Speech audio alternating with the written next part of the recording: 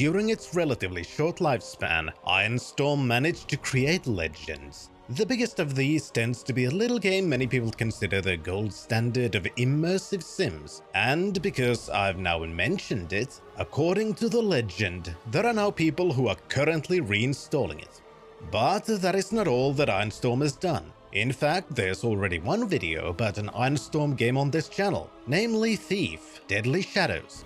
I've always been interested in looking at some of their other games, because as much as their Austin team was famous, the Dallas team was infamous. So now I've decided to look at a game from Ironstorm Dallas.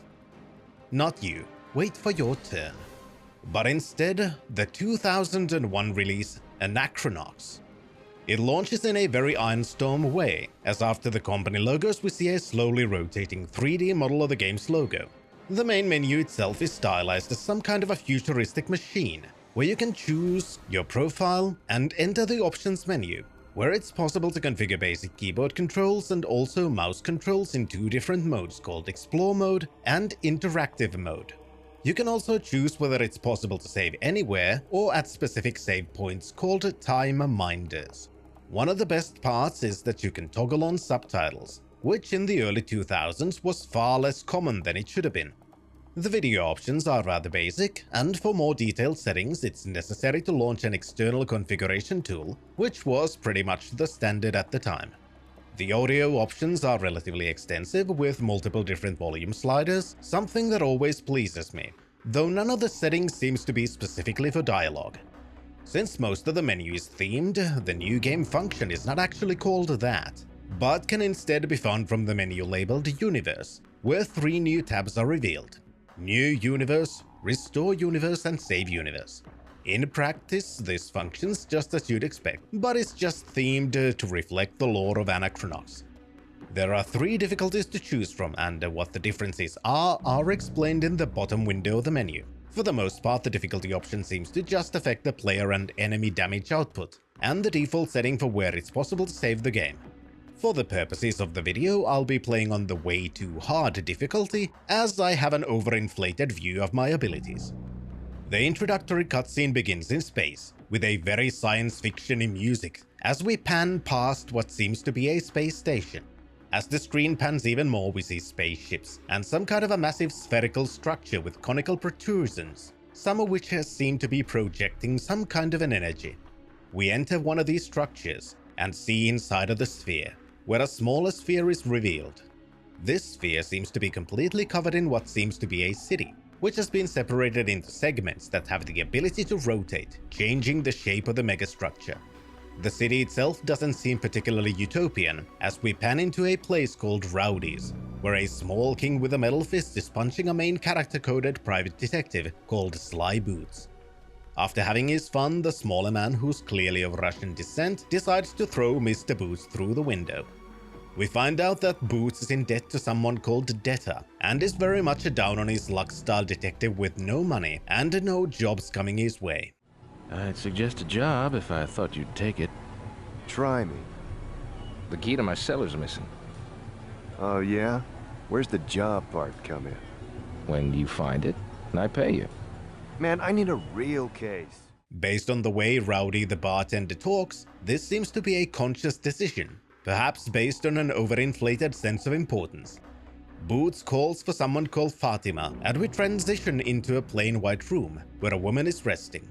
Some kind of a triangular device then takes off from a table and flies to Boots, starting a holographic conversation with a very snarky Fatima.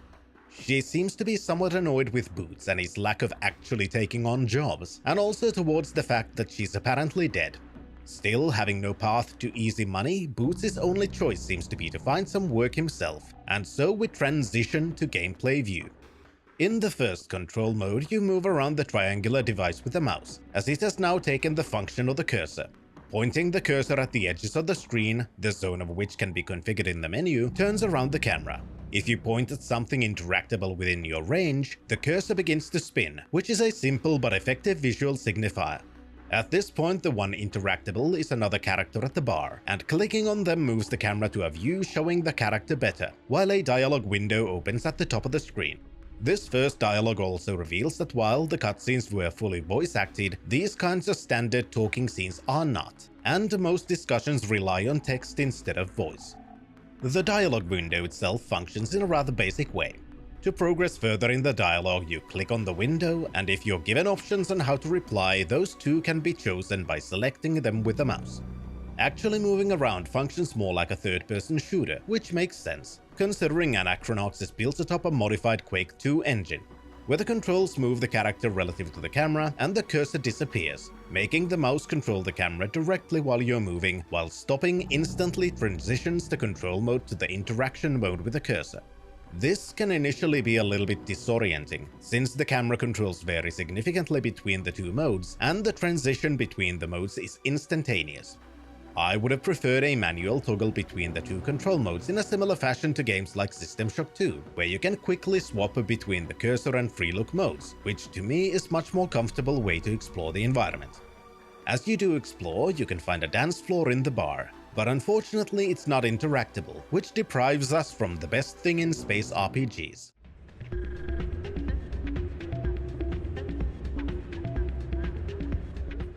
Talking with the characters around the bar, you can find a woman called Valesta asking you to check up on her friend, after which a chime rings. Talking with other characters also gives plenty of exposition relating to the world you're currently in. This leads to one thing that can be confusing for a first-time player, as you might not really know where you are and what the world is like. In fact, most things about the world have so far been introduced visually, and many of the things the NPCs are talking about might not make that much sense. For this, you can enter the Fatima menu, the existence of which was introduced by a pop-up as the introductory cutscene ended. The gold tab of the menu has been split into 3 windows. The main attraction is the large window at the top, where your active quests and their current objectives are displayed. The bottom half of the screen is taken by the information screen. The left window lets you choose a category, while the larger window displays terminology and their explanations in the chosen category. Using this dictionary, it's possible to make a little bit more sense about what has happened so far and where it has happened. So I'll explain the beginning with the knowledge gained from within these entries. As the game begins, you're shown the outside of Sender 1, a massive Dyson sphere-like construction at the center of the galaxy. Simply put, senders are massive constructions scattered around the galaxy, which send signals through the spike-like protrusions on their surface. And these signals can be used to travel from one sender to another, making them a vital part of interstellar commerce and transportation in general. The first thing we see is the Sender Station, which is the home of Sender Economy and Trading Commission and acts as a central hub of galactic trade.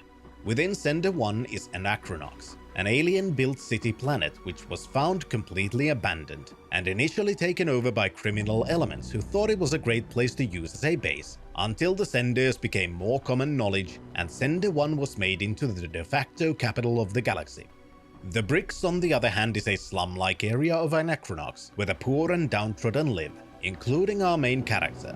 The area is also being mostly controlled by a criminal gang led by the aforementioned Debtor, even though Anachronox's guards do still patrol the area. The entry on Fatima reveals that all of this information is relayed by her, as the entry is written in first person. She was Boots' secretary until she died, but this was not enough as Boots decided to digitize her, over which Fatima is not particularly pleased about. Now her consciousness is stored in the triangular flying device known as a life cursor. I do have some mixed feelings about this kind of exposition, but I do think that Anachronox does this relatively well. While it's basically necessary to initially read a little bit of extra information that's not relayed through dialogue at the beginning, Anachronox doesn't fall into the trap of having absolutely everything relayed this way, and after finding out about some of the basic concepts, the dialogue itself gives enough exposition that allows the player to concentrate on playing the game instead of reading multiple dictionary entries constantly as they're playing. Currently, Fatima is refusing to let you leave the bar until you do some tasks for her, which is a good way to force the player to find this menu. These tasks are finding a camera and some money from your office located on the top floor of Rowdy's bar. As you pick up the camera, you're given a pop-up describing the controls to the camera interface and also the button which can be used to enable this mode. The camera mode takes the shape of a first-person view in which you can look around freely using the mouse. There are 12 slots that can be scrolled through, each of which can store one photograph at a time. If a slot has been taken, it displays the taken photograph, and it's necessary to either delete the photograph or select an empty slot to continue using the look around function of the camera interface. In your office, you can also find a broken down robot called PAL-18, which is currently missing a battery. And next to PAL, there's a photograph on the wall, interacting with which opens up a new window displaying a close-up of the photograph, seemingly from when times were better. Since there seems to be no money in your main office, you're required to enter the back rooms where you might find some, as per instructed by the quest log. This isn't as simple, and instead introduces an important gameplay feature. The door to the back room is locked with a key that's gone missing, and Boots surmises that he should be able to pick the lock. Boots has what is called an active world ability, where he can indeed pick locks, and to activate this ability you need to press and hold a key which brings up his ability at the bottom of the screen. While in this mode, interacting with a locked object opens the lockpicking interface. As is often the case, lockpicking takes the form of a minigame in which there are a maximum of 5 tumblers that need to be opened. At the top left of the screen is a timer, which begins to decrease once you do your first action in the minigame.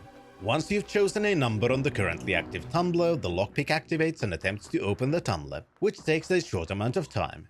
Once the attempt is finished, the display on the lockpick shows how far away from the correct answer you are. If you get the correct number onto a tumbler, the minigame automatically moves the lockpick to the next one until you've either unlocked the lock or the timer runs out and you need to retry, at which point the numbers on the tumblers are randomized again. Reaching the back room, you find some money which takes the form of Canadian dollars.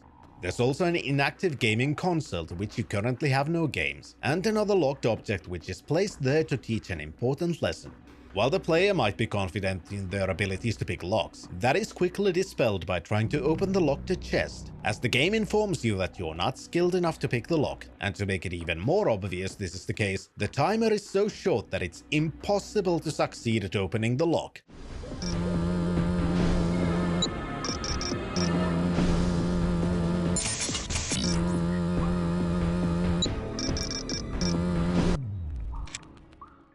Showing that these world abilities have levels which need to be trained in one form or another to open new opportunities. Now with some money in your pocket, it's possible to leave the bar, and while you're getting towards the entrance, you'll find a strange creature with its brain clearly visible. These creatures are the time minders, or in other words, save points. Saving itself is very basic, you merely choose one of the 9 slots, and the saving is complete. The saves themselves display the location and the playing time, which is a decent enough way to distinguish saves from each other.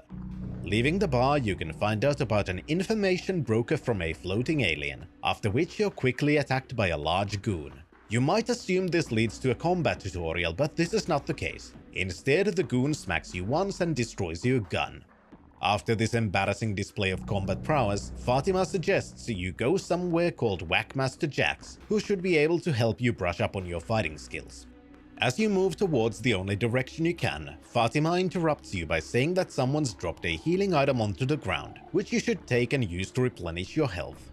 Since you've already learned how to pick up items, this acts as an expansion to the system, helping the player identify lootable items from the environment. Once you've picked up the healing item, Fatima directs you to open the party menu.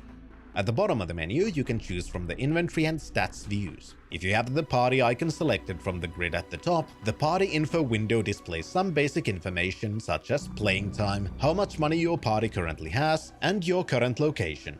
At the window taking the entire right side of the screen, you can see a display of the health and something called NAG of your party, showing that currently Boots is in very poor condition with a massive 1 hit point. Clicking on Boots' icon changes the displays on the windows, and the bottom left window shows your current equipment, and on the windows to the right you can see your world skill and battle skills at the top, and your other statistics at the bottom segments of the window, most of which are currently unknown. Clicking on any of the equipment icons reveals that currently you have basically nothing, but can use these icons to equip gear you'll find later. Changing to the inventory mode, the larger segment of the window on the right changes to displaying a list of items that can be currently used on him. Once an item has been selected, the display on the bottom left gives a description of the selected item, while clicking on the item consumes it. Going further down the streets of Anachronox, you can talk to even more people and figure out one aspect which can end up being a little bit annoying sometimes, as you find out you can ask some people for directions. This in and of itself is not bad, but does highlight the fact that there is no map system in Anachronox, which also isn't by itself a bad thing, but can be something players might long for in some areas which are very much maze-like in design. Reaching Whackmaster Jax, you can begin the combat tutorial, which not only gives you some basic equipment which actually allows you to fight, but also explains all of the basic concepts required to understand how character development affects combat prowess. In short, there are numerous stats which affect things like accuracy, evasion, and so on, each of which you're given a clear explanation for. Once these basic concepts have been explained, you enter the second phase of the tutorial where you're told about the battle plaque, which contains the information of your active character. At this point, the only things on the plaque seem to be Boots' portrait and a health bar. Around the portrait is a circle, which slowly fills up, and once it's complete, new icons appear above the battle plaque. These icons are used to perform actions during combat, and right now the only one not grayed out is the basic attack command. Once you've chosen the attack action, the icon list changes to a list of targets, and choosing an enemy from that list allows you to perform an attack. Since one attack isn't enough to down the training robot, it also gets to attack. During this attack, you might notice that the circle around your character stops filling for the duration of the enemy's action, showing that while the system is partially real-time, it does also pause the real-time aspect for some functions. For those familiar with the JRPGs, this kind of a combat system might be pretty familiar, as it's reminiscent of the ATB system present in several Final Fantasy games, just with a different user interface. Having been taught the basic concepts of hitting enemies and being hit, Whackmaster Jack gives you a life cursor upgrade, which then starts another training sequence. This time another of the bars in the battle plaque becomes active. Jack calls this the Special Energy Bar or Booge Bar, and explains that this energy is used to activate battle skills. Previously you had none, but with your life cursor upgrade, you can now activate what is called Fatima Screen once the Booge Bar has been completely filled. Since this is a tutorial, its usefulness is immediately shown, as the training robot attacks you, doing approximately half less damage than it did during the first training segment. This concludes the first of the combat tutorials and should be enough for the players to have a basic understanding of how the system works. Once it's finished, you go back into the exploration mode, and a pop-up and chime explaining that Boots has gained a level pops up. Checking the character sheet, leveling up as well seems to function in a similar way to many JRPGs, as you do not gain any points to allocate towards character advancement, but instead Boots has automatically gained stats, which includes the doubling of his HP. Going back to the main room, you can talk to Jack again to begin another combat tutorial sequence. This time he explains about distance and movement during combat, mentioning how melee combatants need to be adjacent to their target to be able to fight, and how ranged attacks can be blocked by other characters or obstacles. As you enter combat mode, you can try to avoid the melee combatant robot by using the move command, which displays a grid with nodes connected by lines, allowing you to move to adjacent unoccupied nodes. But the robot is much faster and inevitably you'll get hit, which leads to Jack explaining how to use items during combat. This as well has its own icon, and clicking on it opens a list of consumable items. Once you've chosen an item, you're then prompted to choose the target, after which the item is consumed. Next, Jack explains about environmental objects that can be used during combat. In this case, you're directed to move to a control panel in an adjacent node, and then use the interaction action to engage a laser fence, which impedes the movement of the training robot, allowing Boots to use his gun to attack the enemy safely from behind the obstacle. The third and final combat tutorial sequence begins with explaining the existence of lingering status effects. You're given what is called a bindle bag, a consumable offensive item, which not only deals a decent amount of direct damage when thrown at an enemy, but also has a chance to light them on fire, causing damage over time every 5 seconds for 15 seconds. Finally, you're given an explanation of shield cells, which are a type of equipment that can be worn by the character. Shield cells effectively function as a health buffer, which add extra health on top of your innate health. While this might seem like a silly way to work a shield, there is a benefit in addition to just having a larger health pool, as between fights the shield regenerates, so if you only take shield damage, during the next combat you'll still be at full health. Now with the combat tutorials done, the player should be familiar enough with the basic systems to be able to proceed further. I think the tutorials are done pretty well, even though the roots of the combat are heavily based in the JRPG genre, and in many ways should be easy to get familiar with if the player has any experience with JRPGs. It is still useful to go through the tutorials since the user interface is quite different from the more controller-oriented interfaces of most JRPGs. You also gain some equipment and consumables for completing the tutorials, making them even more useful to complete. They also don't really take that much time to go through, and the interactivity makes them much more useful as a learning tool than something like the junction tutorials of Final Fantasy VIII. If you decide to explore more of the area, you can find a bunch of interesting things that slowly build the world. There are people who are clearly aware of Boots, and seemingly he used to be much more well off. You find out more about the state of the slums and how many people aren't particularly happy with the state of the world. You can also find alien species who speak in a completely different language and are currently unable to be understood. Eventually, it's necessary to continue following the trail left in your quest list, which is made somewhat easier by having signposts around the world telling you where each passageway leads to, which then railroads you to your first non-tutorial battle scene. If playing on the hardest difficulty, this first fight can seem pretty difficult, as the enemy strikes very hard, which can lead to dying. As expected, dying throws you into the main menu, and it's necessary to load the game, making it very clear that saving often is a habit the player should get into.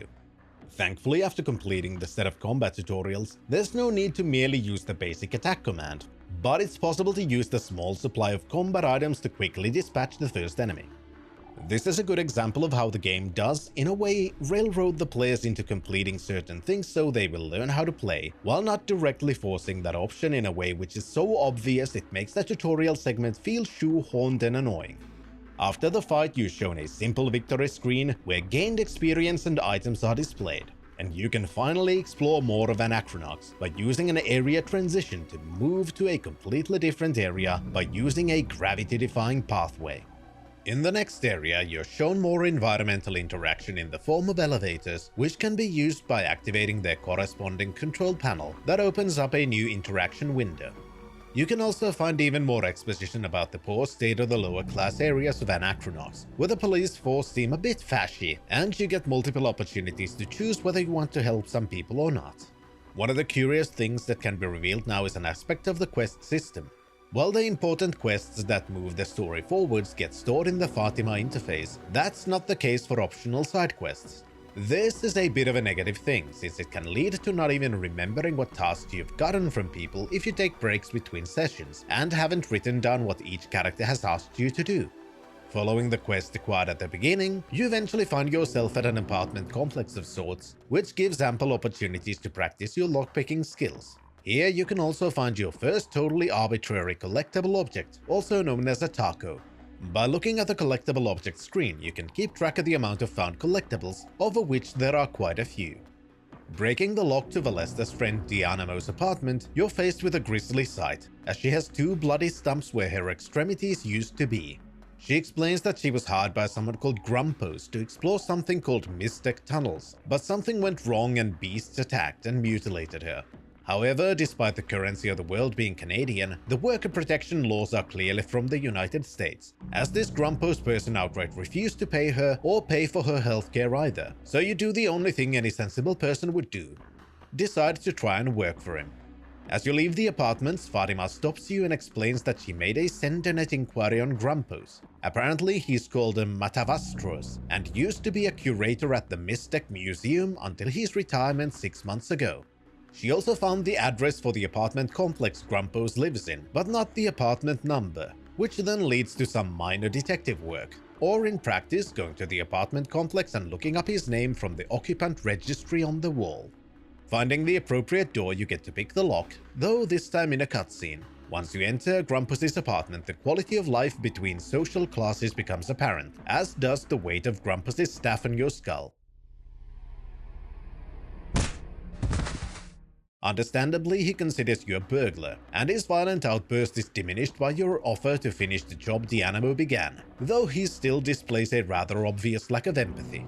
Grumpus explains that he's trying to unlock the secrets of Mystic, while still complaining about Dianamo being mutilated as being a slight on him instead of a tragedy on her. He is unwilling to hire you for now, and to prove your worth he sends you to acquire a Nox Guard helmet, size 5, to be specific. Before leaving on your quest for the helmet, you can also swipe Grumpus's access card to the Mystic Museum, located at the very beginning of the game, behind kilometers of corridors.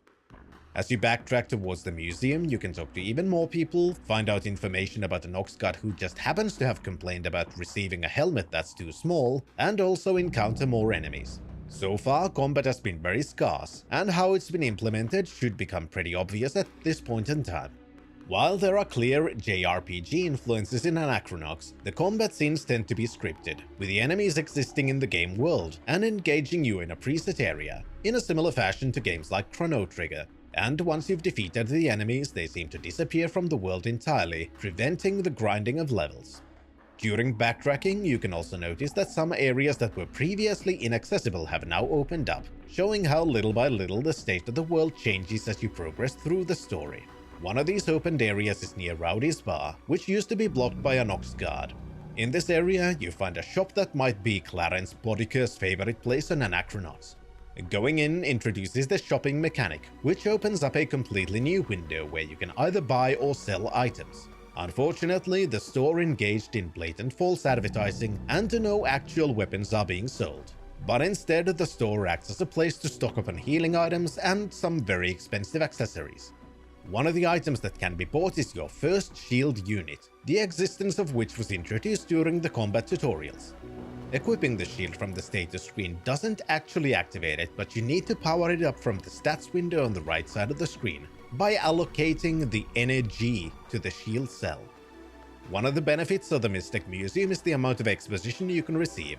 Mystic is found all over the galaxy, but nobody really knows what it's for, or if it's merely some kind of ancient alien art. That is why there is a concerted effort to research these artifacts, in the off chance that Mystic is the key to scientific advancement on potentially multiple different fields of research. You can also receive new optional quests from the museum, one of which takes advantage of the camera function, as you're tasked to go around the bricks and take photos of Anachronox symbols scattered around the area. While exploring to find the symbols, and the guard complaining about the small helmet, you might begin to wonder if running through the same corridors over and over again will be a major part of the game. The answer is yes, but there's also a fast travel system in Anachronox that the game doesn't really highlight. By interacting with the flying taxis parked around the bricks, you can quickly travel from one area to the other for a relatively small fee, making them a useful means of saving some time. Once you find the guard, you're given the option to either talk to him and tolerate his whinging until he gives up his helmet, or just fight him for it. If you decide to talk him into handing it over, and then talk to him again, he changes his mind and fighting him is then mandatory. Bringing the helmet to Grumpus changes his attitude towards you, and you're hired. Now you're tasked to find a way into the Mystic Mines, which have been sealed by the crime lord Detta. Grumpus also hands you over a Linguinator, which allows you to understand alien languages, while also gives you more exposition about how not fashy the guards are. Spiffy, where'd you pull this baby from? The Nox Guard helmet. Linguinators became standard issue 2 months ago. Really? How'd they communicate with the aliens before that? They beat 'em up. After this discussion, a new tutorial pop-up explains that you now have multiple party members and can change the active controlled character by the press of a button, which can be very useful considering Grumpus has a completely different world ability from Boots. Unfortunately, your route into the Mystic Mines is not going to be easy, as the entrance is being guarded by a creature called a Door Lord, a mighty being whose only purpose in life seems to be to guard doors. Thankfully though, Fatima is as useful as ever, and at this point you've met multiple characters and seen many a graffiti with the same message: Eddie knows. Therefore, your next task is to find this Eddie, and while the player might have forgotten, Fatima hasn't, that there's another information broker around who might know the whereabouts of this mysterious Eddie. After giving some information in return, you'll learn that this Eddie is known as the True and has an immense amount of knowledge. However, as tends to be the case, nothing is quite simple, so instead of being directed to Eddie, you're given the name of another person who knows where Eddie might be. Fatima comes in to save the day once more and gives you this person's address, which leads to a kinda sorta minigame sequence where you need to tail the person, but not be too far or too near. Following this informant leads you to a completely new area where you meet a person who acts as a middleman between Eddie and his clients. He explains that Eddie resides in the Junkyard area and requires a tribute of something chewy and stinky. While this might seem like a difficult request to handle, Fatima shows their usefulness again by relaying a news article of a man who lost his foot in an industrial accident, whose sock on the severed foot is now very chewy and stinky from all the blood and pus on it. Yummy. Gaining the sock itself is quite easy and merely requires locating the unfortunate man, and then enduring a conversation that somehow manages to be almost as awkward as your average Red Pill podcast. Hi? Hi there. Hi! Yeah, this is gonna sound funny, Peculiar, really. but we heard Through the grapevine. that you had an unusual Condition. accident that left you Unusual. with one leg. While the kind of backtracking these quests require might seem annoying, and the usage of the fast travel system is definitely appealing, one of the purposes for having these moments is to try and persuade the player to explore, as even more areas and as a result more side tasks have become available. These side tasks don't only give rewards that are obviously useful, such as more equipment or money, but also flesh out the world, revealing more about the universe itself, and also about the characters. You can even use the character swapping ability to have Grumpos compensate the now permanently disabled Dianamo, or you can just taunt her instead, whatever floats your boat. At this point, with the translation interface, you can finally talk to the various aliens scattered around the bricks, finding out how they're treated even worse than the humans by the security forces. So much so, there's even a quest where the guards want you to just spy on aliens because they have to be up to no good. Because they're aliens. I'm quite glad there's no real-life equivalent for a heavily armed government organization harassing aliens just because they look different. It would be quite a silly thing if such an organization actually existed. You can also do some more detective work for Boots' old police friend, and as a reward gain a new life cursor upgrade that needs to be consumed from the inventory to actually activate it. Once you've done so, your booze gauge doubles in size and another battle skill is unlocked, a flash bomb-like stun skill. Trying to use these skills in combat shows that different skills have differing booze amount requirements. While the shield skill took the entire booze gauge at the beginning, now with a doubled gauge that has been segmented into two, it takes one of these segments, while the stun takes both. Having more skills might initially seem like a cool thing, but there is an issue that becomes apparent. The booze gauge has increased in size, yes, but the replenishment rate of the gauge has not increased to match it, so gaining enough booze to use the new skill takes at least 2 turns, at which point you might already have beaten the enemies close to death. As you enter the Junkyard in search of Eddie, you will inevitably do plenty of fighting, which can lead to receiving even more damage. Considering this is an RPG, the classic habit of saving all of your healing items for later in case you need them, and then never using them after all, is a likely thing to rear its head. Thankfully, as a JRPG-inspired game, Anachronox does have an in system, and certain places will let you replenish health for a price, though it does require you to backtrack to the inn to do so. This can lead to another revelation. While so far battles have removed the enemies from the field permanently, with story progression sometimes repopulating or adding new enemies, the Junkyard has respawning enemies that completely repopulate once you leave the area, which then allows for the grinding of levels, money, and consumables.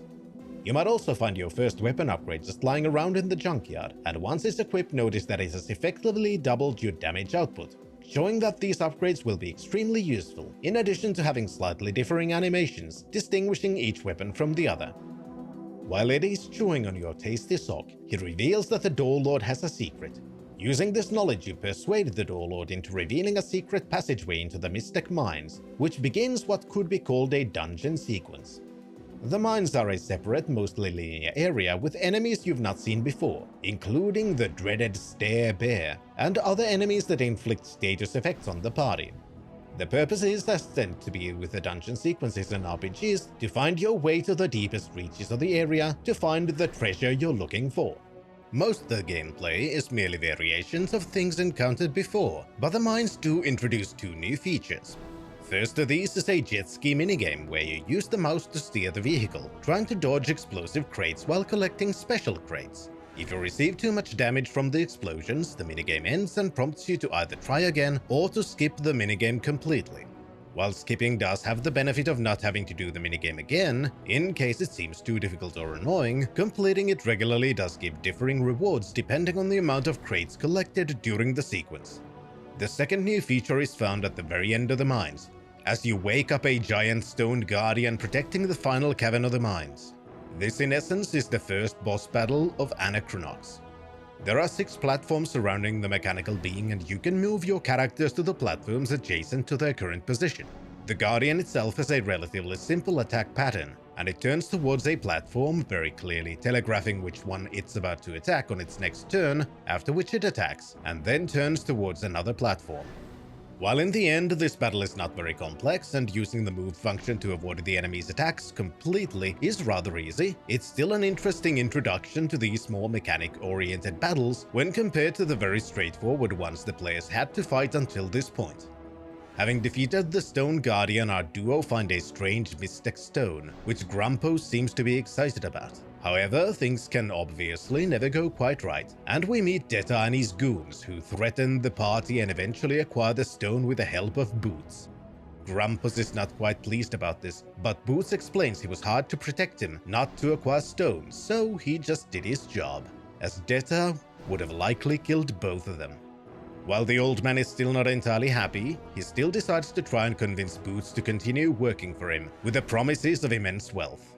He explains that his research has led him to believe Mystic is a source of incredible power and could solve the energy needs of everyone, and as a result make those who unlock Mystic's secrets wealthier than they could ever imagine. But to continue this research, especially now that Detta has the stone Grumpus wanted, the crew would need to travel to a planet called Sunder, where an old acquaintance of Grumpo's, a Dr. Roe Bowman, might be able to help the party. Now with a new goal, it's necessary to repair Boots' old pal Robot, who after being activated seems to fit into the comic relief character category. You left me there for a year! That was messed up! Hey, settle down, hotshot. Battery comes out as easily as it went in. No, please don't, Mr. Boots. I'm a good boy. Don't turn me off now. Once activated, he joins the party, and now there's yet another character with their unique world skill. During previous explorations, it's been possible to find a few world objects that neither Grumpos or Boots could activate or use their world skills on. Now with Pal in the group, some of these objects can finally be activated. Pal's skill is in a sense hacking that takes the form of a pipe dream style minigame where you have a set amount of time to create a pathway between 2 points using the few available shapes that you can place somewhat freely on the grid. Sometimes specific grid locations cause a surge which destroys the piece you've laid down, requiring a different path to be taken. Similarly, as you reach the spaceport, you're forced to finally take advantage of Grumpus' special skill, as a man who's annoyed at the fluctuating prices of tickets is hogging the ticket sales machine. This as well takes the form of a minigame where you need to quickly tap the highlighted direction to completely fill a gauge, after which Grumpus goes on a long tangent intended to confuse and tire down a person. Once the man leaves, you finally get to find out why he's so annoyed. If trying to use the terminal with Boots, it outright refuses to sell any tickets, as Boots is in so much debt the automated system considers him a liability. If you use the terminal with Grumpos, on the other hand, you get to engage in another minigame of sorts, as the price of the tickets is constantly changing, and depending on when you press the buy button, the price of the tickets changes according to the current market price shown with 2 indicators on the screen. This as well is a feature I'm very happy no real-life company is trying to implement, having personalized pricing that changes depending on the whims of the market second to second. How ridiculous would that be? With the tickets in hand, you can finally leave Anachronox and enter Sender Station, the aesthetics of which are completely different from the run-down streets of the bricks. During entry, you also find out more about our duo of men, and how certain professions are alive and well in the universe. Hey, how about a quick pit stop at the red light district while we're here? Will you pull that chin out of the gutter and put your mind to business? Bell Curves and Sunder is much classier. While the station doesn't really introduce many gameplay elements, it does act as a way to receive more exposition about the world by completing several of the side quests now available, and by talking to the people on the station. These revelations include how there may be some more similarities to the real world of 2025, perhaps because some situations have been ongoing for decades and aren't actually new occurrences despite people wanting to believe they are. You can also explore a museum which displays some of the technology available in the world of Anachronox, and see even more of the class divides in action. including with a hotel that always charges $1 Canadian more than you have in your wallet, just to keep your scruffy ass out. Gaining access to Sunder ends up not being particularly easy, as you find out it's a planet of scientists and you need credentials and knowledge to be allowed on the planet. For this, you need to complete a series of quests to acquire the tickets, the knowledge needed, and a disguise that helps you look the part. Once you've used the skills of all of the characters and completed all of the steps, you can bluff your way past the security checks and finally be on your way towards fortune and glory. To find Dr. Bowman, you need to gain access to something called Rainbow Sanctuary, which is apparently a place where the scientific establishment banishes what they call heretics, people who have scientific ideas which defy the orthodoxy, whether the reasons for these ideas are based on science or not. Those banished are not entirely cut off, but their research is still being funded, just not published, because the rulers know that sometimes these heretical ideas end up being true after all, and at that point the forbidden science will become useful.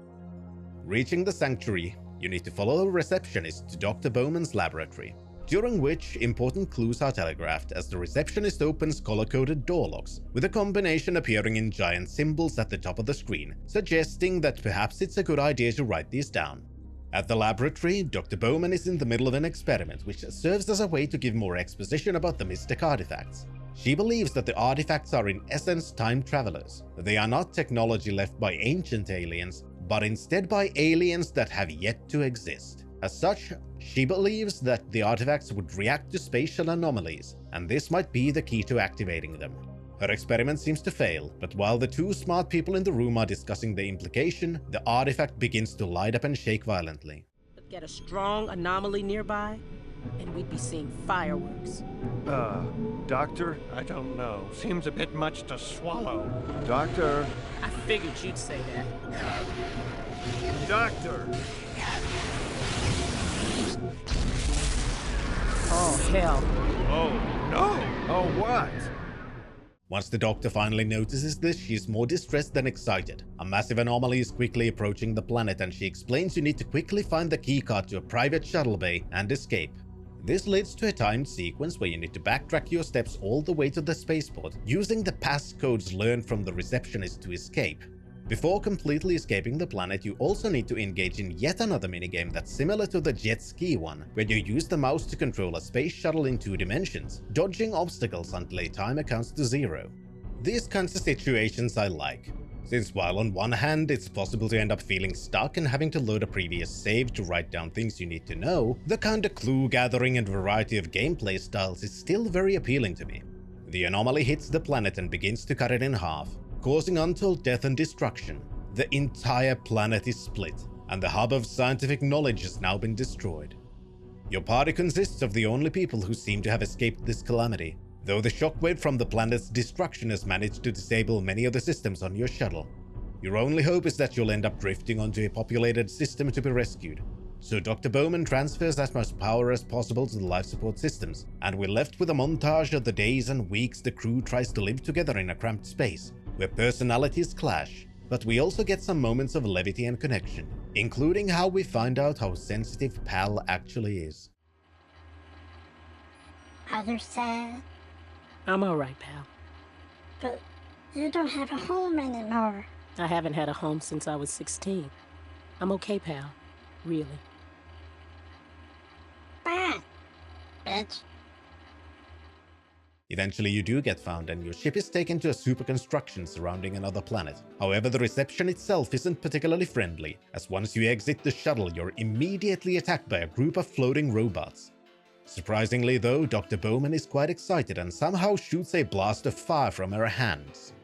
The following combat sequence is intended to be a sort of tutorial, as now one more combat feature is available, and the third bar on the character plaque is active. The fireball Dr. Bowman shot was in fact due to Mistech, and a new Mistech tab is available in her battle plaque. By clicking on this icon, you get a list of Mistech abilities she can use, which all seem to be a variation of the fire attack, just in different power settings. By hovering over an ability, you're shown the amount of energy the ability will consume from the center bar of the battle plaque, and unlike the Bouge bar, this bar doesn't seem to replenish on its own. Having defeated the robot, she explains even more about her theories of Mistech.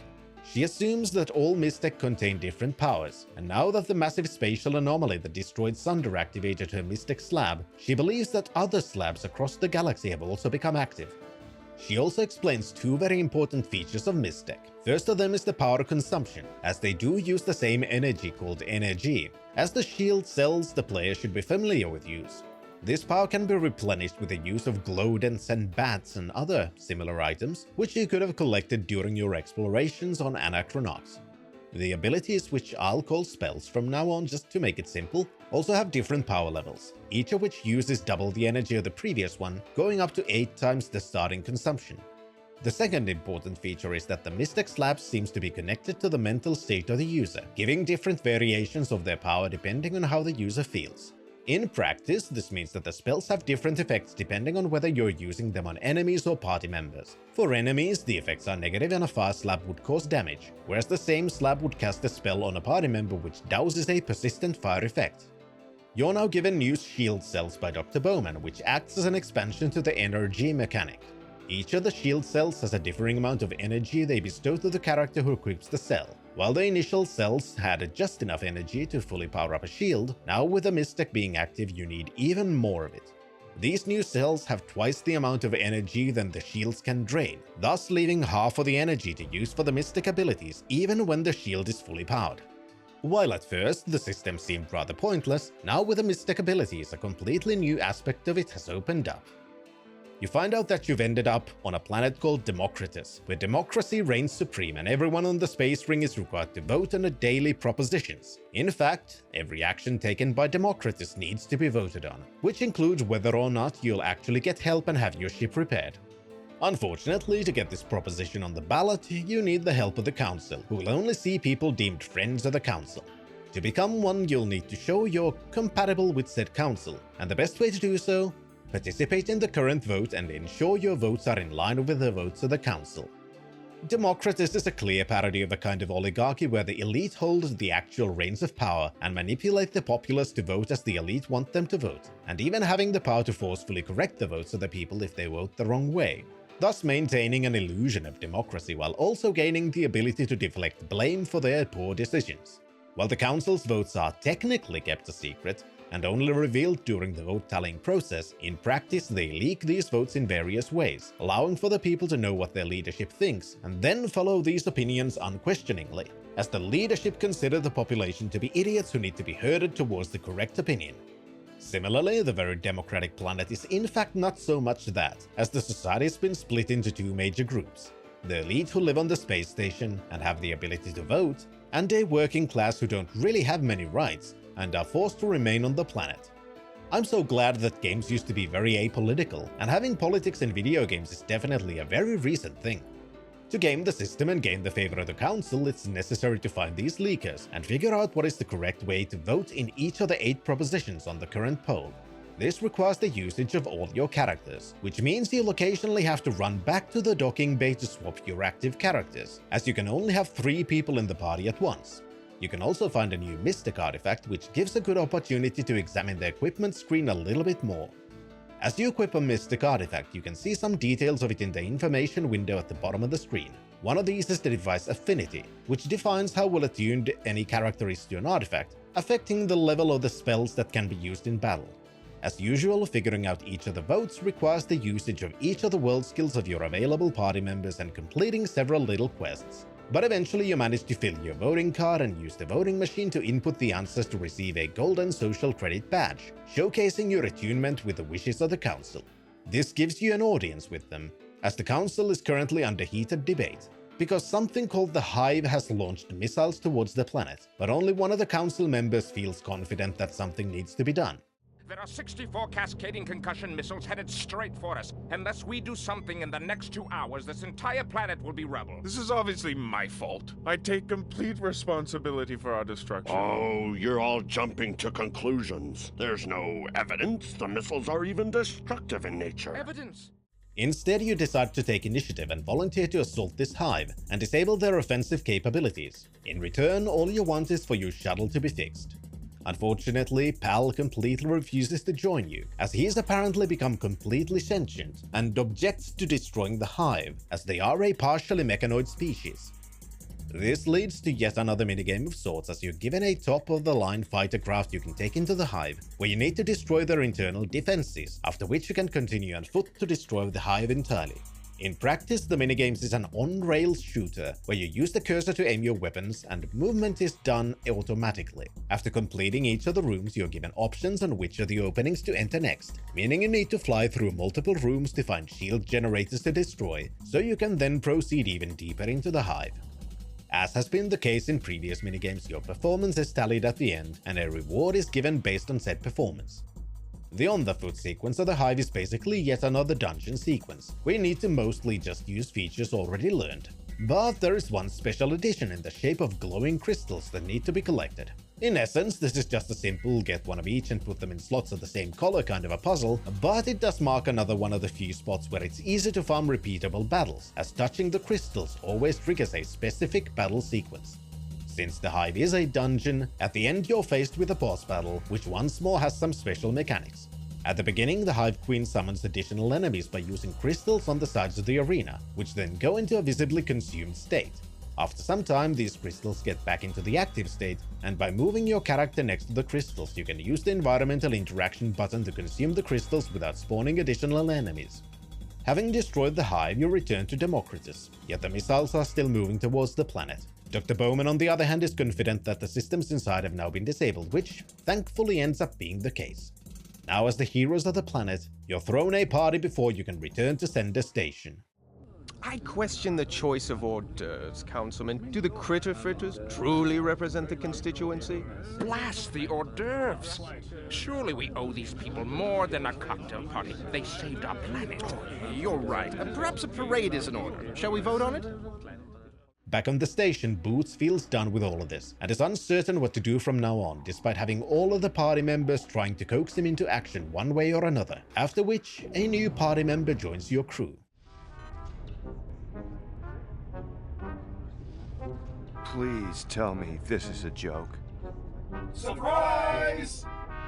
We've come to compensate you for all your generous help. Shoot me. Now you can have an entire planet following you around, since apparently the high-tech society of the Ring of Democratus has had the ability to shrink the entire planet from the very beginning, and they voted to join your quest to do what exactly?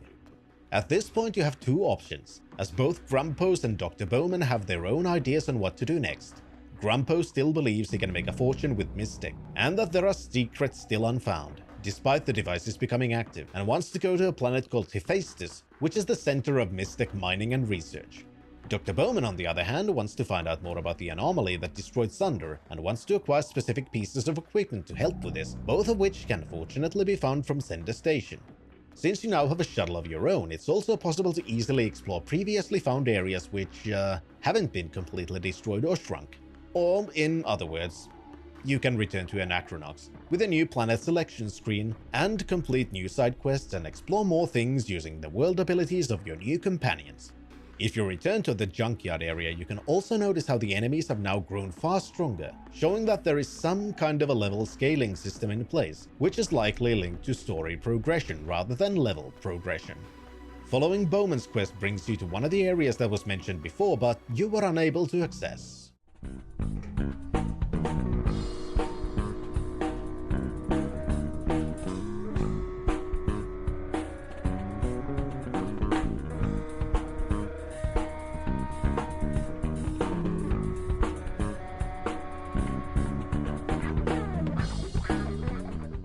The Red Light District is a very curious place, and gives us a window into the interesting preferences of various species across Anachronox, including a sequence in a questline where you're required to hire the services of a courtesan, only to decide not to go through with it, so you can break into another room where another person's left their ring, which I truly hope was on their finger, and not on some other appendage.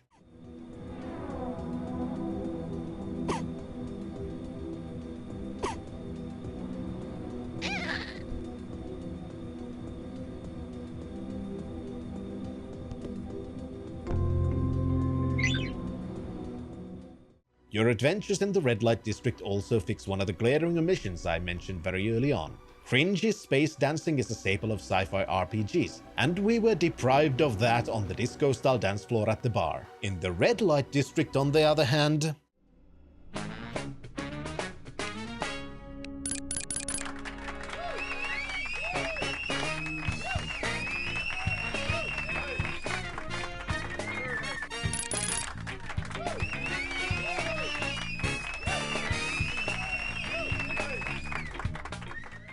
10 out of 10. Game of the Millennium. Eventually you'll complete a series of quests leading to finding an illegal device Dr. Bowman needs, but before receiving it, you're treated to a little dance show of someone called Stiletto, with a very exciting finale to boot. Okay, so again, this is the sex doll I'd like to customize. If given certain circumstances, if I had the money and if I hadn't had a relationship in a couple months to a couple years, you know what I'm saying? It's the 157 centimeter, 5'2" D cup sex doll. Yeah, there's a picture of it. You got all these awesome options you can go for. Give her that color right there. Yeah. Go down to, of course, head number 82. Green eyes. You know what I'm saying? Black toenails. Stand up foot. Gloves and a regulator. And a box. Boom. There it is. Well, basically the sex doll would create a long, raven-haired, pale-skinned goth beauty, you know what I'm saying? Yeah. Apparently Boots and Stiletto are old acquaintances, and she's also known as Sarah. This ends up being a moot point for now, as she escapes and you've completed your quest. So it's time to return to the local bar to make plans on how to acquire the next piece of equipment, which is on display at the Sender Station Museum. While everyone else is huddled around the table looking at the plans of the museum, Hal decides to prove his worth and goes on a solo mission to steal the device by himself. This leads to a nice little sequence of puzzle solving and Mission Impossible references, ending up with Stiletto helping Pal out. Now with a new party member in tow, you return to the still bickering group and you find out a little bit more about Stiletto. She was Boots' understudy when he was still a respected detective, but something happened leading Stiletto to go on her own, and Fatima dying, though the details are still left unclear. What's even more important is that you finally find out what the actual main quest of Anachronox is. In Anachronox, the universe follows the rules of a repeating universe, where the Big Bang causes a rapid expansion which eventually slows down and reverses, causing a collapse of the universe and the creation of another one. You're told that the anomaly that destroyed Sunder was caused by the previous universe sending matter from theirs to this universe, which would slow down or even stop the collapse of that universe, while hastening the collapse of this one. Obviously, this isn't a particularly good thing, as if the past universe is successful in sending enough matter, the entire existence of your universe, and all universes to follow, will be erased. While you now have a better idea of what's happening, the why is still very much left unknown, so it's time to follow Grumpus's quest and figure out how to become very rich with Mystech. Hephaestus is a volcanic planet and has some very Quake-like aesthetics. Your task here is to find a way to access the library of the Order of the Mysterium, who rule over the planet.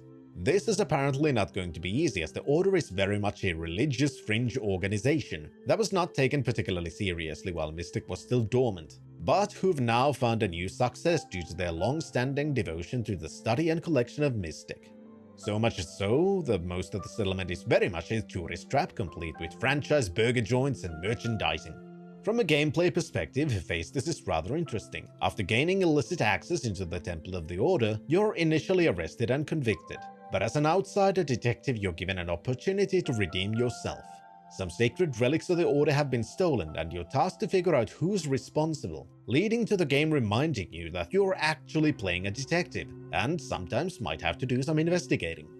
The investigation also leads to several puzzles which take advantage of the environment, including some hazards which I honestly am not sure if they do much, except for a sequence where you're required to keep pressing a button to reset a timer to not die of poison.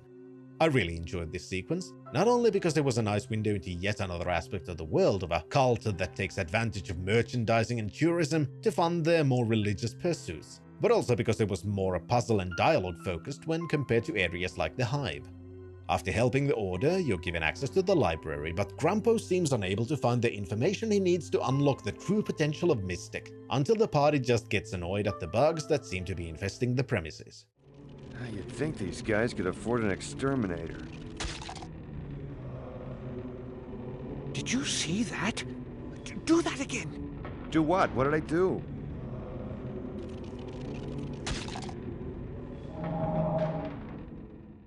At this point, yet another feature is unlocked called Elementor Mystic. During your explorations, it's been possible to notice bug mounts of different colors, but you haven't been able to do anything with them. Now those mounts can be used to collect bugs of that specific color. Each of those bugs is a level and a configuration of lines, and you can only carry one of each at a time. Farming for those bugs is relatively easy, but instead of dumping low-level bugs and collecting more in hopes of getting higher-level ones, they can also be fed a certain farmable leaf to increase their level. These bugs are also key to Elementor, as Grumpos believes they were specifically created for this purpose. In practice, Elementor is a somewhat simple custom spell creation interface. First, you need a host object, which can be chosen and renamed at the bottom right of the Elementor menu. At the top of the host, there is a hexagon where you can't initially insert anything, and depending on the host, either one or multiple slots at the bottom of the interface. Inserting bugs into the bottom slots causes the host to act as a spell once equipped on a character, and each of the bugs gives access to a spell of corresponding to their color. The slots at the top are unlocked depending on the slot configuration of the bugs inserted to the output slots, and you can insert bugs to enhance the power of the spell that will be cast. Honestly, I don't completely understand the system other than insert bugs for spells, insert more bugs for more powerful spells, level up bugs with petals, which makes things even more powerful, but that's more than enough to take advantage of the Elementor system in very useful ways. For example, it's possible to create Elementor hosts that house an offensive spell that's attuned to the character you want to equip it for, which at this point is an easy task to do, as while the attunement system was somewhat opaque earlier, now it's very simple. Each of the characters has a colored ribbon in the character screen, and each of those ribbons is represented in the bugs you can find, meaning that a character with a light blue ribbon is going to be perfectly attuned to a spell that's created from a light blue bug. If said Elementor host has multiple slots, you can then add a healing spell to the secondary slot, for example, giving every active character an offensive spell and a healing spell. Your journey in Hephaestus is not yet over, and next you're told to seek audience with the Grand Mysterium, who might be able to reveal more about the danger facing the current iteration of the universe. Obviously, this isn't going to be easy, so you're given the means to prove yourself. Journey deep underground into the dangerous caverns and repair the Order's machinery, helping them continue their mystic mining operations, and if you don't... Locate the main pump, determine the problem, fix it. You make it sound easy. What if we can't? These doors don't open from the inside.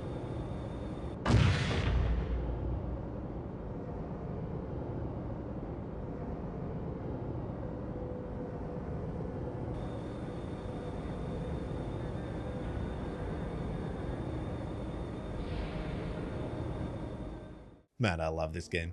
The Mysterium Levant is yet another dungeon where you need to solve puzzles, figure out how the machinery work, how you can activate all of them, with some fights scattered here and there. And the whole ordeal culminates in yet another boss battle that has special mechanics in the environment that can be taken advantage of to make the fighting a little bit easier. At this point, I was also mildly beginning to regret having chosen the hardest difficulty. Not really because the game was feeling difficult, but because it wasn't particularly difficult, and everything the harder difficulty seemed to do for me was make the fights just last longer. Having repaired the Order's machinery, you're given an audience with the Grand Mysterium, who already knows exactly what you're looking for. He explains that you're caught between the battle of two godlike entities he decides to call Chaos and Order. During their battle, Chaos was banished from a future universe to the current iteration. Here, Chaos lay trapped, and has since tried to escape and move into a past universe, from where it could cause the destruction of this one, and also any future ones, which would then also destroy Order, leading to the ultimate victory of Chaos. To help combat Chaos, Order has sent Mystic into this universe, which is the only weapon capable of defeating Chaos. You're told you need to find a key that could open the cosmic gate Chaos needs to escape, or else the entire universe will be destroyed. Thankfully, the Grand Mysterium has faith in your abilities and sends you to a planet called Limbus, where you might find answers. A task which only you are capable of. The only thing in the way of chaos and the destruction of all we know and see is Sly Boots, master of time and space. Okay, I made up the last bit, but the rest is true. Now you find yourself back on Sender Station, meaning you can fly around the galaxy doing side quests, collecting things and whatever you wish, until you continue with the main story and set course towards Limbus. Though this time Grumpos decides to stay behind. Instead, you need to take Democratus and another companion with you, which becomes a somewhat important choice later on. While en route to Limbus, things go awry again, and instead of reaching your destination, Democratus warns you that a massive ship is closing in on you. This giant craft has a face in its bow, and your small shuttle gets swallowed in a scene reminiscent of You Only Live Twice. But instead of Spectre, this evil entity is something different. Meanwhile, supervillain Rictus shifts attention away from his new guest to conduct a surprise inspection of his treacherous henchmen. El Pinto and Les Enfants Terribles. Recruited by Rictus during his visit to Circus City, this powerful party of petite pugilists packs a pint-sized punch of potent pain. The Laser League of Devil Slugs. Discovered during the fall of the hero's saga, these malevolent mollusks are conditioned to kill. It's been possible to notice a very cool feature during your travels. Most areas in the galaxy have their own musical themes, including battle themes, and the dialogue screens as well change their appearance depending on where you are. This time the latter feature is being used in a very interesting way, since you've been captured by a comic book villain Rictus from the planet Krapton.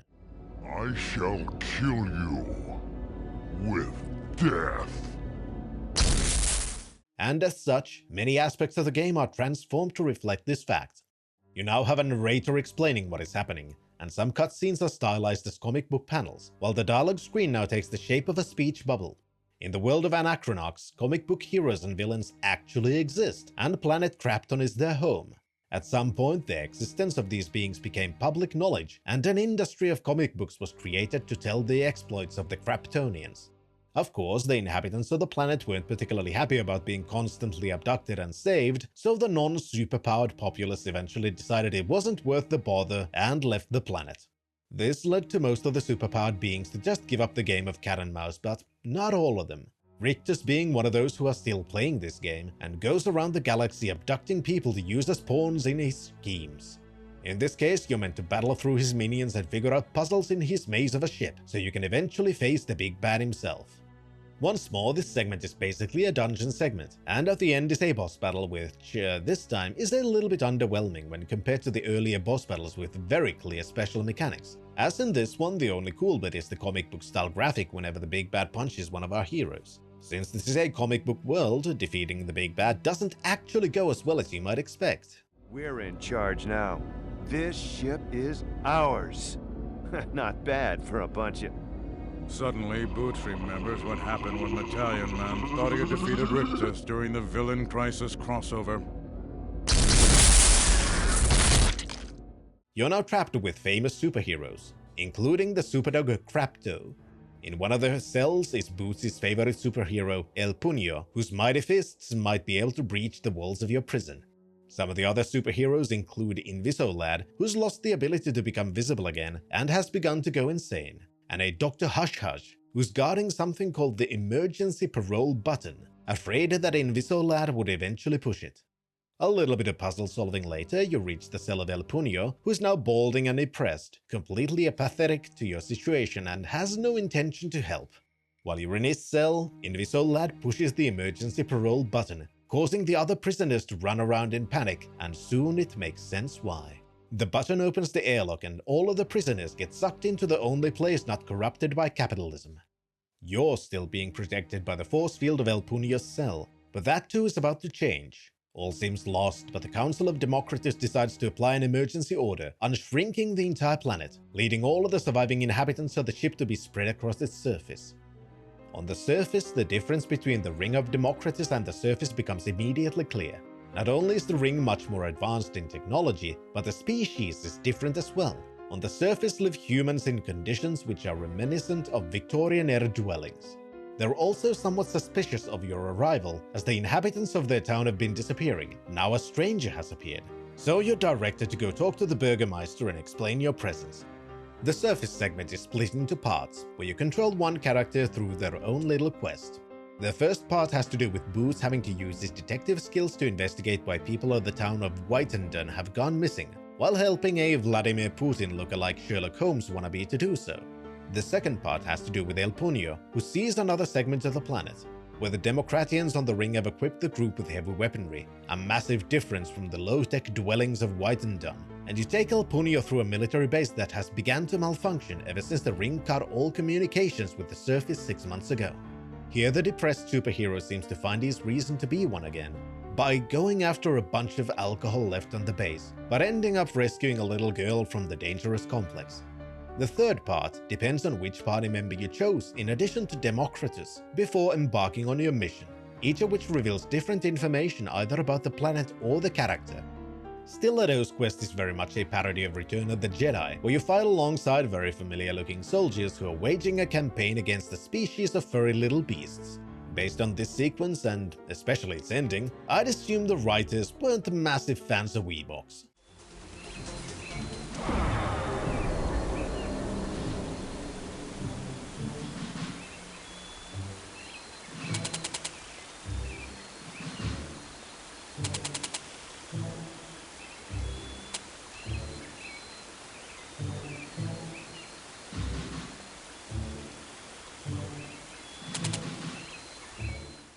If you took PAL with you, then you get to engage in a puzzle-focused quest instead, where you find yet another town that's more reminiscent of a contemporary architecture. This town was used by the workers of a nearby chemical processing facility, which has also begun to malfunction since losing contact with the ring 6 months earlier, and is now spilling all of the waste into the nearby river, causing the inhabitants to grow sick and mutate. So you take PAL into the facility and stop the flow of chemicals, saving the remaining inhabitants of the town. Dr. Bowman as well has her own mission, which as well is more puzzle-focused, where the puzzles have to do with solving clues and dialogue puzzles, as you're tasked to go into an ancient temple filled with traps to recover a holy artifact for the native species whose village you've stumbled upon. Once you've done these parts, you end up in one final segment with Boots, where you find the culprit for the disappearances and finally realize this is yet another Star Wars reference. While a lot is left unexplained, some things are absolutely clear. The people on the surface are the survivors of a crashed ship from a long time ago, and the locals who now live on the ring are taking advantage of the humans as what amounts to slave labor. Seemingly, the ring has now become self-sufficient, and as such, the people on the surface have been completely abandoned to their fates. Perhaps here someone might make a case about the dangers of automation when there are no alternative options in place for the workers who've been made obsolete by this new technology, but I'd never make such political statements or assume that non-political video games are directly referencing such real-life issues. With Stiletto and Boots, you also get flashback sequences explaining a little bit more about the events that led them to be in the situations they're now in. During the better times, the two were engaged in an investigation, which ended up leading towards Deta, the now kingpin of Anachronox. Stiletto was kidnapped by the gangsters, leading Boots and Fatima, who'd been at the office for some reason, to chase after the kidnappers in a high-speed chase, which apparently didn't end particularly well. Back on the ring of Democratus, you're shown one more flashback, this time from the point of view of Fatima. She was back at the office to leave Boots a letter, but before she was able to do so, Boots arrived and took her with him to chase after Stiletto, having Fatima be the guide of sorts using a tracker that was placed on Stiletto's person. During this chase, we hear snippets of the letter she'd written, which culminates in the dramatic end to the chase sequence. I can't work for you anymore. I have to leave. I guess tonight's as good a night as any to make my exit. Thank you for everything you've given me, and haven't given me.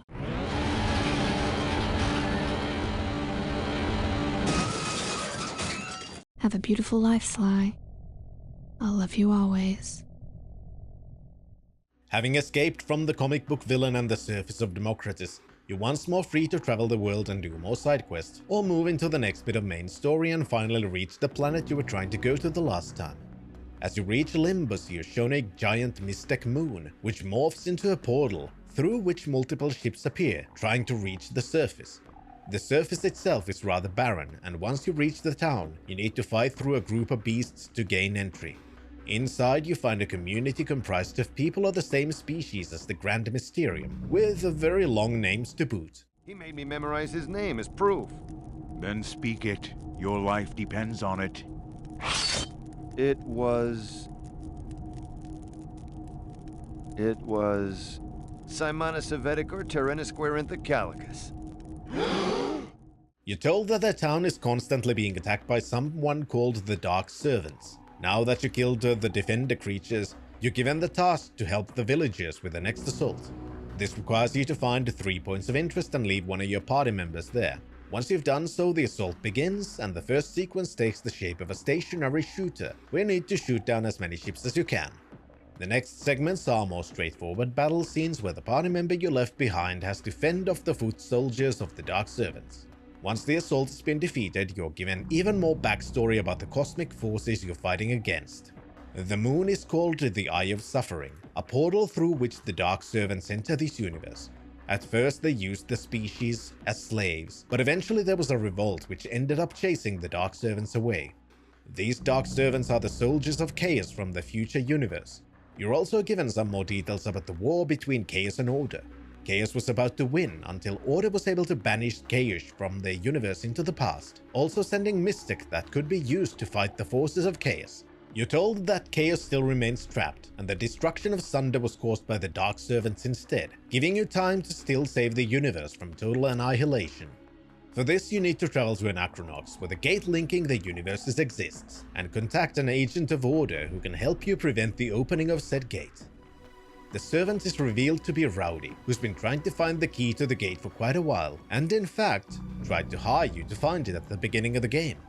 Thankfully, you now know where the key is, but unfortunately you now know where the key is, as it was taken by Detta, and now resides deep inside his fortress. This leads to the final sequence of the game, which in effect is another dungeon, but with some twists to the previously learned dungeon formula. As you reach Detta's fortress, you're tasked to split your party into 2 3-member teams, with Pal always going on a solo mission. Having chosen the parties, you're now on the grounds of Detta's fortress, and a new feature is immediately introduced, where you can swap between the 3 parties at will. This feature becomes very important soon after reaching the basement of the fortress, as you're required to swap between the characters to either find clues the other parties need, or to hack computers so you can manipulate the environment, which then opens up pathways the other parties can take to move further into the fortress. It's a very cool sequence, and I honestly wish there had been more of this in the game. Sure, it's also fun to have the character-specific areas, but this kind of added complexity to dungeon exploration was to me even more fun. During your explorations, you also find out more about Detta's plan to take over the galaxy with the use of Mystic, and Mystic-enhanced clones, something that's obviously not a particularly appealing option. Eventually, you reach the heart of the fortress, where it's revealed that Boots' current situation is due to him feeling guilty over Fatima's death, which led to him selling his business and taking on a massive loan from Detta so he could afford to digitize her into the life cursor. You split your party again, having most of them find a way to destroy the clones and the facilities, while Stiletto and Boots face off against Detta himself. Metal Gear. It can't be. While the first battle is a bit of a pushover, the second one can get a bit more difficult, which led me to rely on a tactic that had been proven very useful, going on a heal loop until the most powerful Bouge abilities were available. That let me do a massive amount of unblockable damage. Eventually, you defeat Detta, receive the key to the gate, and return to Rowdy, who explains the gate was always in plain sight, the massive fountain of energy at the center of the bricks. You're told that to finally thwart Chaos's plans, you need to throw the key into the fountain, which should destroy it, preventing the opening of the gate once and for all. Grumpus is nominated to do the honors, and as he walks near the fountain, his beard flops in the wind, revealing a mark on his chest, the symbol of the Dark Servants. What are you doing? What must be done?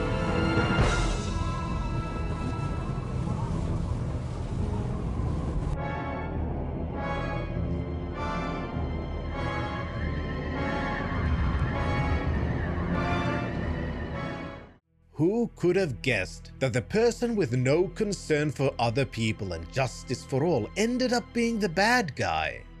All hell has now broken loose, and a man in red armor appears with a Mystic device that grows in size and begins to float towards the now open portal. The crew jumps onto the platform, which leads to the final battle of the game, which is once more a more mechanics-oriented fight, where you need to prevent the elemental orbs from respawning by placing your characters attuned to that element on the appropriate platform. Eventually, the party uses their elements, creating a massive blast of energy which destroys a part of the platform and also the man in red armor in the process. Whatever this man was intending to do has now been prevented, but the beings of Chaos are now free. Now Boots has a new purpose, and he intends to do his best to defeat Chaos and finally save the universe with the help of the party you've gotten to know during the game. But before that... Then let's do it. Let's get some breakfast. I do love Anachronox. The controls of the game are a little bit clunky, but that is one of the few criticisms I have towards the game. I went into this assuming Anachronox would be a rather mediocre, Western-made JRPG, but it ended up being so much more. Sure, the core ideas are very JRPG, including how the ATB-style combat system functions, and how leveling up is merely a numbers game where you don't allocate points to things but merely get stronger on each level. The similarities extend to the encounter system up to a point. While many JRPGs have random encounters, Anachronox relies on a different system, where the enemies are a part of the world and some of them respawn, while others remain gone once defeated. This is very reminiscent of games like Chrono Trigger, so there is still JRPG influence in this aspect as well. But that's not all the game is. One of the key features are the world skills of the characters, even if some of them get very little use, especially those of the characters you receive later on. There's enough variety in the minigames that need to be completed to activate these abilities as well, so it doesn't become too annoying, despite my minor dislike for these kinds of minigames in general. Usually the issue is how even a good minigame tends to be used too much, making it repetitive and annoying. But in this case there are more than one minigame, and each of them tends to be used sparingly, so this doesn't become much of an issue.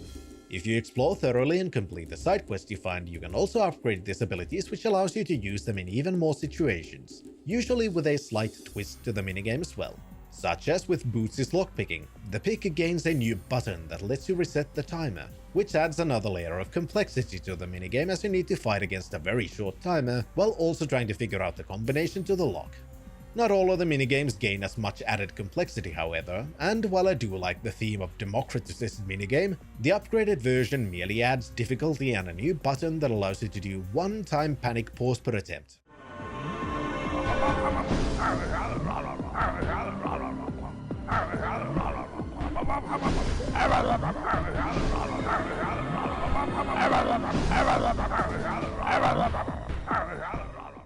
In addition to the world skill minigames, there are also 3 other minigames that don't really serve any important purpose, but are merely there for entertainment. These come in the form of 3 arcade minigames, to which you can also find cartridges to use on Boots' home console that can also be accessed from the main menu. The story and the universe of Anachronox are where the game really shines for me. The world is pretty well built and each of the planets has its own little story that reveals more of the general state of the universe. Such as the planet Hephaestus, where a previously obscure Mystic cult has fully embraced the world where Mystic now has power and has put merchandising on full swing, or how Anachronox itself is a clear criticism of class structures inherent in capitalism. The story also has a decent amount of being serious while also having more humorous aspects to it, but they're both written in a way where it doesn't feel like these differing tones clash against each other in a way which makes one or the other feel completely out of place. The party members as well are mostly pretty interesting, and each of them has their own little story and a very distinct personality, though in combat there aren't really any meaningful differences between the characters aside from their bouge abilities. One aspect that can be annoying, but I think works well considering how the rest of the game has been built, is how you can only swap your party members at very specific locations.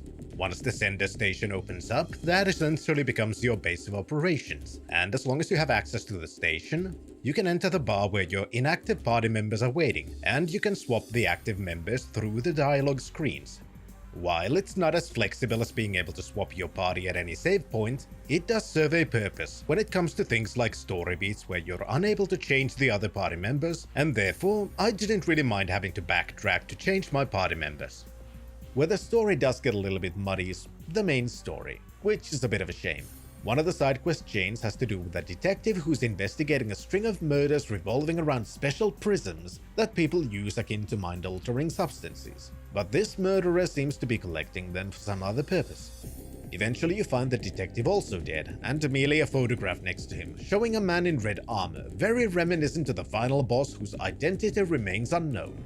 That's all we hear about the prisms, or even the man himself, showing how some parts of the story do not get any conclusion. It's clear the prisms have something to do with the main story considering the culprit, but that's all that can really be deduced from the information given. This I believe is in part because Anachronox was meant to be the first part of a series, and a bunch of the story written for it was meant to be concluded in future installments, none of which we got, as the studio was closed mere days after the release of the game, which is absolutely unfortunate. Perhaps there was more to these stories, since I did neglect one aspect and merely scratched the surface of it. as there are computers called Sendernet stations, which are in essence portals to the in-game version of the internet, where you can read about rumors and local news for even more exposition about the universe. In addition to the main story, there's plenty to do in the universe, and some of the side stories and other side content also have very interesting little stories that flesh out the world or just act to give the player more resources to make gameplay easier.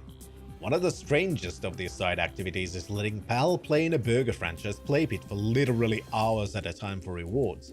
I ended up just going to work and leaving the game running to see what would happen, since you couldn't even leave the area to do other stuff while Pal was still playing, locking the party into one room where nothing really could be done.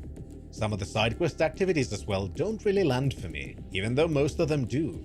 Since while it might not appeal to everyone, I did like the side quest where you need to actually remember or write down certain pieces of information you're only given once. And if you actually want the reward for the quest, you need to be able to accurately reflect the information given.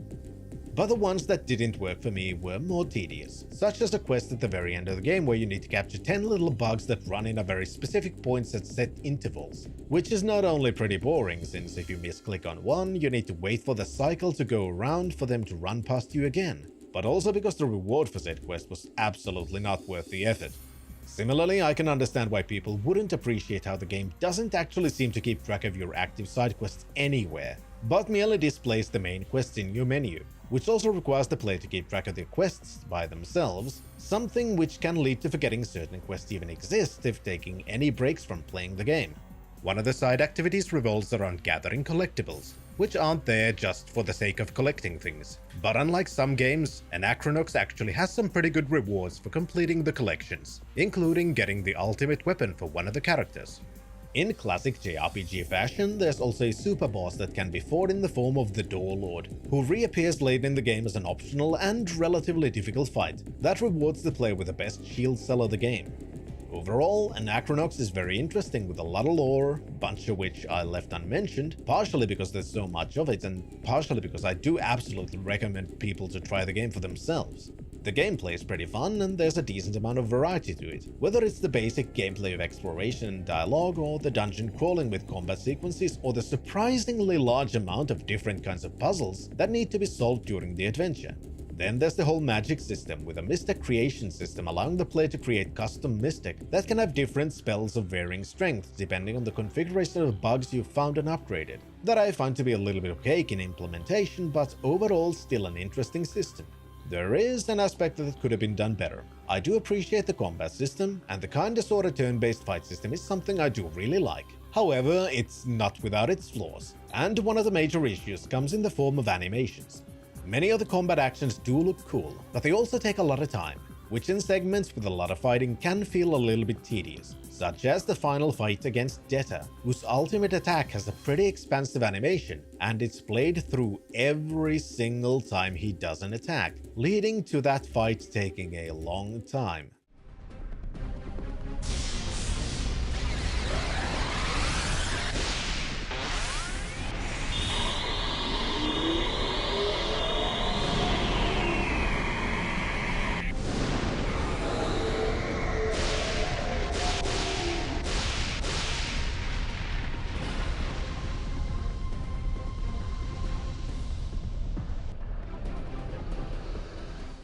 Even the fight against Door Lord ended up taking 15 minutes of real time to defeat, and that was mostly because of the animation lengths. The boosh skills are another aspect that isn't really introduced particularly well. While the initial shield skill is very useful, the second stun skill isn't as much. And also the first skill of Grumpus, though interesting, is still kinda useless. In the beginning, there was always that thing that you traveled to. And once in the beginning, there was always that thing that you traveled to.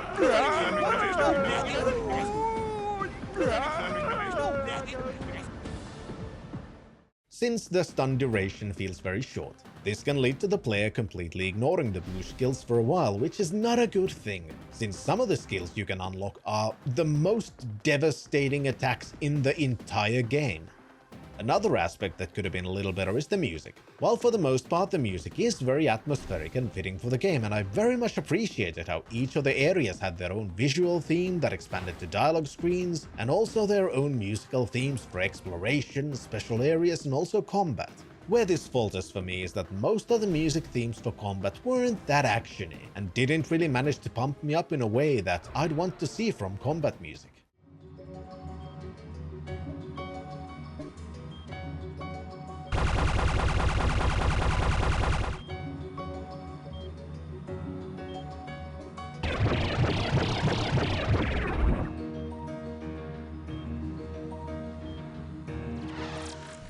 There's also a slight issue with certain parts of the game, albeit rare ones, where you're locked into a sequence without any ability to purchase more gear or level up your characters, while also having to fight moderately difficult battles. A great example of this is at the very end with Pal having his solo mission, which is one fight against multiple enemies. But if you haven't really used Pal, or haven't found some of the best equipment for him, it might feel like a point where you can't progress. At the very least, the autosave system of the game does allow for returning to a previous point where you can do these things, so you should never be left in a position where progressing is completely impossible. In the end, I loved Anachronox, despite some of its flaws which I consider relatively minor, and I thoroughly recommend anyone who's a fan of quirky but also kinda serious RPGs to try it out. But that is it for this time, and I'd like to thank all of the Ko-fi, Patreon, Steady and YouTube supporters. Daniel Heinevetter, High Food Court, Iliad Drone, Daniel Zupke, Kyriakos, Nazgul Senpai, Arthurn, The Chronozone, Ville Ojala, Zai, Andrew Janke, Masaz, The Rain Dog, Banin, and Professor Fessa. This one was an interesting one. I'd been curious about Anachronox at this point for over 2 decades to an extent, but always just pushed it back as probably a mediocre and forgettable game. Oh, how wrong I was. And thanks to all of your support that lets me keep doing this, I'm able to give myself the time to play a lot of games I've been curious about before, which then sometimes leads to these moments of surprise and awe. It's a shame there's no sequel, since I do thoroughly believe the story deserves a worthy conclusion, so I hope that one day we will get one. Also, I'm not at all sorry for the fake out at the end of the last video. I wasn't kidding though, I did play an RPG from a famous and infamous studio. It's just that I took the other office instead of the one who made a legendary game. Which is also one of the reasons why I'm not sure if I should even make a Deus Ex video. I don't know how much I could say that hasn't already been said about that one, and I feel like it would make more sense to play the other Deus Ex games since those don't get nearly as much attention as the first one. Perhaps for a good reason, but still. That's neither here nor there, and this time I'm not going for a fake out, as I've already decided on the next game. It is going to be from the same studio and the same office, and it's another game that I've wanted to try for myself. So, next time, Fintrovert's about to make you his bitch.